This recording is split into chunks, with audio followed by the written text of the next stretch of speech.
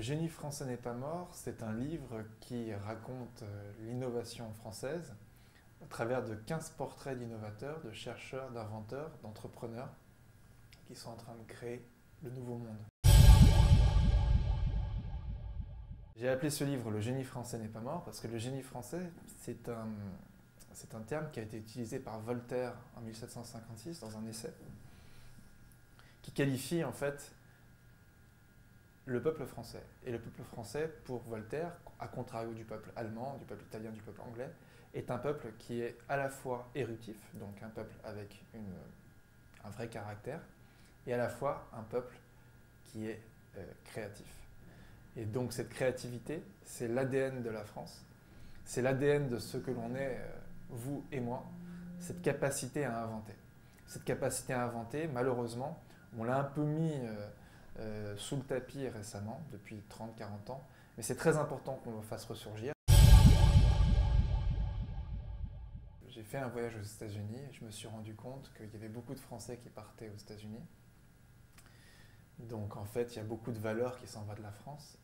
Et cette valeur qui s'en va de la France, ce sont les emplois de demain qui vont disparaître. Et il importe que tout un chacun, tout le monde, les institutions mais aussi les citoyens, s'investissent dans l'innovation et dans la compréhension que les gens qu'on a formés ici en France, donc les cerveaux français, c'est très important de les garder en France pour pouvoir créer des emplois demain. Alors il y a une innovation particulière dans les 15 innovations qu'on propose. Évidemment, il y a plein d'innovations disruptives.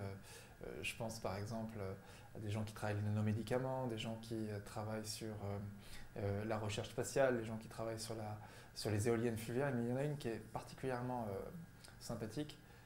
Une initiative de jeunes de 26 ans qui ont décidé de créer un exosquelette. Un exosquelette, c'est en fait un robot qu'on va mettre sur les membres des gens. Et ça va avoir une vertu, ça va permettre de faire remarcher les personnes atteintes de maladies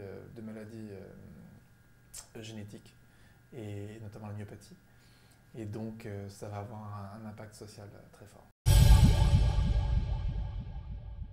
Je parle aussi d'une autre innovation de la part d'un jeune Français qui s'appelle Randindi, qui est en train de créer des algorithmes qui vont mettre les machines qu'on aura demain sur nous, auprès de nous, en contact les unes avec les autres.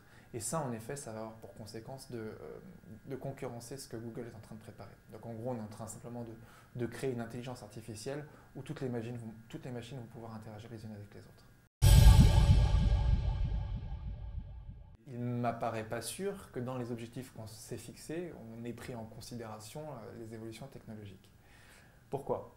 Parce que tout simplement, avec toutes ces machines qui vont être connectées, par définition, il va y avoir beaucoup plus de serveurs.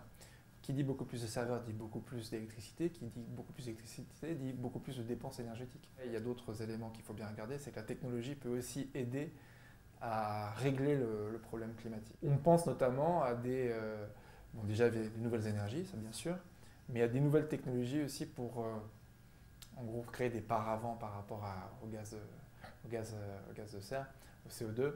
Et donc je crois profondément que la technologie peut aider à ce que l'écologie s'améliore. Les 15 personnes que j'ai rencontrées œuvrent pour le bien-être des autres.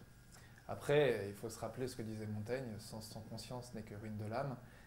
On peut tout faire avec la technologie. La technologie va se décupler dans les années à venir. Donc on peut tout en faire. On peut en faire du bien comme on peut en faire du moins bien. Ce qui est sûr, c'est qu'on va pouvoir mieux guérir. Ce qui est sûr, c'est qu'on va pouvoir être, entre guillemets, plus libre dans sa manière de circuler. Ce qui est sûr, c'est que certains métiers vont être remplacés par des robots.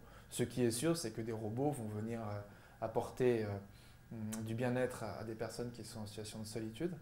Ça, c'est pour le positif. Puis évidemment, il y a le moins positif qui est tout ce qu'on peut faire du robot. On peut faire des armées de robots, on peut faire des avions guidés. Enfin, voilà. On peut aussi moins bien utiliser la technologie. Mais la technologie, c'est une vraie opportunité. Ce livre, il vise deux populations. Il vise les parents. Pourquoi les parents? Parce que c'est eux qui transmettent de l'information. Et donc l'objectif, c'est de leur donner les clés pour qu'ils puissent donner les bons messages à leurs enfants. Et ce livre, il vise les étudiants parce que ce sont eux qui vont rentrer sur le marché du travail. Et l'objectif, c'est de leur montrer que tout est possible. À partir du moment où on a une volonté, un objectif, tout est possible. On peut, demain, on a les outils pour créer le Google de demain. Simplement, il faut le vouloir. Et pour le vouloir, ce livre, il entend faire quoi? Il entend créer une étincelle chez les jeunes. Et donc c'est pour ça que je cible particulièrement les jeunes étudiants.